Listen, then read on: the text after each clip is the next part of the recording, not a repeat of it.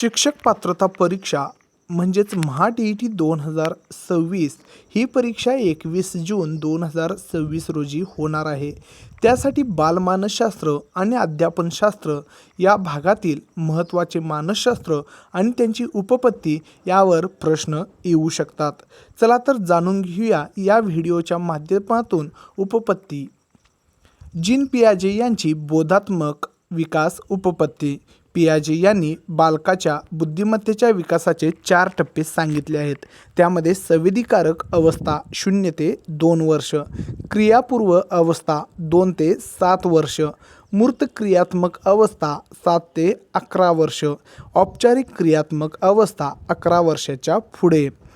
लेव वेगोस्की यांनी सामाजिक सांस्कृतिक उपपत्ती मांडली. बालकाच्या विकासात समाज आणि संस्कृतीचे महत्त्व असते. झेडपीडीचा उल्लेख त्यांनी केलेला आहे, ज्यामध्ये ज्या क्षेत्रात बालक इतरांच्या मदतीने प्रगती करू शकते. स्कॅफोल्डिंग बालकाला शिकताना दिलेली तात्पुरती मदत.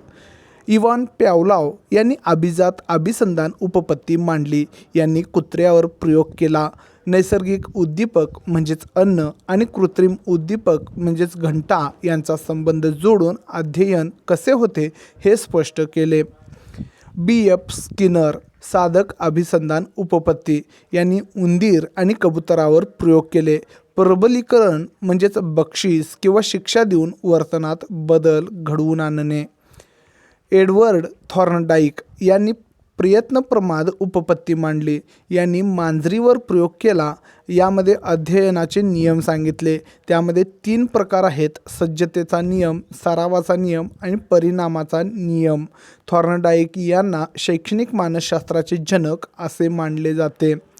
कोहलर यांनी मर्मदृष्टी उपपत्ती मांडली. यांनी सुलतान नावाच्या चिंपांजीवर प्रयोग केला. अध्ययन हे केवळ सरावाने होत नाही, तर परिस्थितीचे आकलन होऊन म्हणजेच सूझ होते. बुद्धिमत्ता उपपत्ती याबद्दलची माहिती आपण मागील व्हिडिओमध्ये पाहिली आहे. आपल्या चॅनलच्या पेजवर जाऊन किंवा होम पेजवर जाऊन तुम्ही याबद्दलचा व्हिडिओ पाहू शकता. असेच अपडेट मिळवण्यासाठी सबस्क्राईब किंवा फॉलो करायला विसरू नका.